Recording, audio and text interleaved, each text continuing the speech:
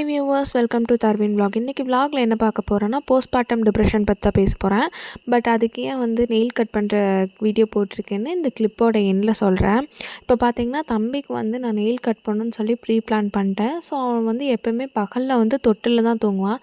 But நான் pre plan பண்ணிட்டங்காட்டி அவனை பெட்டில் தூங்க வச்சிட்டேன் இன்றைக்கி. தென் பெரியவங்க எப்போ சொல்லுவாங்க, நெயில் கட் பண்ணுறதுக்கு முன்னாடி குழந்தைங்க குளிக்க வச்சுட்டு தென் வாயில் தான் நகம் கடிச்சு விடணும். ஏன்னா குளிக்க வச்சா அந்த நகம் ஊறிடும் தண்ணியில். ஸோ கடிக்கும்போது கொஞ்சம் சாஃப்டாக சீக்கிரம் வந்துடும் அப்படிங்கிறக்காக அப்படி சொல்லுவாங்க.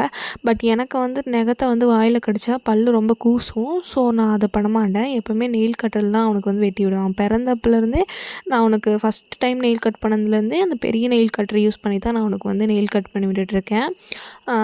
ஸோ இப்போ பார்த்திங்கன்னா, நான் எதுக்காக இதை சொல்கிறேன்னா, நம்ம குழந்தைய வளர்த்தம்போது நம்மளோட கம்ஃபர்ட்டுக்கு தகுந்த மாதிரி வளர்த்திக்கலாம். அதாவது அப்போ தான் நம்மளுக்கு டிப்ரெஸ்ட் ஆகாமல் இருக்கணும். அதாவது சில விஷயங்கள் பண்ணணும்னு இருக்கும். இப்போ நெயில் கட் பண்ணுறது ஒரு பேசிக்கான விஷயம். அது பண்ணுனா அது குழந்தைக்கு ரொம்ப நல்லது. நல்ல விஷயங்களை பண்ணணும். ஆனால் அது இப்படி தான் பண்ணணும் அப்படிங்கிற ஒரு ரொம்ப அதை ஃபோர்ஸ் பண்ணாமல் நம்மளோட கம்ஃபர்ட்டுக்கு தகுந்த மாதிரி அதை பண்ணிக்கலாம். ஸோ அப்போ நம்மளுக்கு டிப்ரெஷன் லெவல் கொஞ்சம் குறையும். அங்கேருந்து ஆரம்பிக்கும். ஸோ அந்த ஸ்டேஜே நம்ம குறைச்சிக்கிறது ரொம்ப நல்லது. தென் இப்போ உங்களுக்கு ஒரு 10 மினிட்ஸ் ஃப்ரீ டைம் கிடைக்குது அப்படின்னா, அதை மீ டைம்னு சொல்லி உங்களுக்காக வச்சுக்கோங்க. எல்லா டைமே குழந்தைன்னு சொல்லி எல்லா டைமே குழந்தைக்காகவே ஸ்பெண்ட் பண்ண வேண்டாம். ஸோ உங்களுக்கு ஒரு 10 மினிட்ஸ் கிடைக்குது அப்படின்னா, இப்போ உங்களுக்கு ஏதாச்சும் ஒரு குழந்தை பிறக்கறதுக்கு முன்னாடி வரைக்கும் உங்களுக்கு ஏதாச்சும் ஒரு ரெகுலர் ஹேபிட் இருக்குது அப்படின்னா, அந்த டைமில் அதை பண்ணுங்கள். இப்போ எக்ஸாம்பிள் எனக்கு மருதாணி வைக்கிறது அப்படிங்கிறது நான் காலேஜ் போகிற வரைக்குமே என் கையில் எப்போவுமே மருதாணி இருந்துகிட்டே இருக்கும். பட் தம்பி பிறந்ததுக்கப்புறம் அது கொஞ்சம் குறைஞ்சிருச்சு. பட் நான் எப்போவுமே வைக்காமலாம் இல்லை. எனக்கு டைம் கிடைக்கிறப்ப நான் கண்டிப்பாக அதை வைப்பேன். அப்போ நான் தம்பி கூட இருக்கும்போது அதை பார்க்கும்போது எனக்கு என்கிட்ட எந்த சேஞ்சஸும் பெருசாக தெரியாது.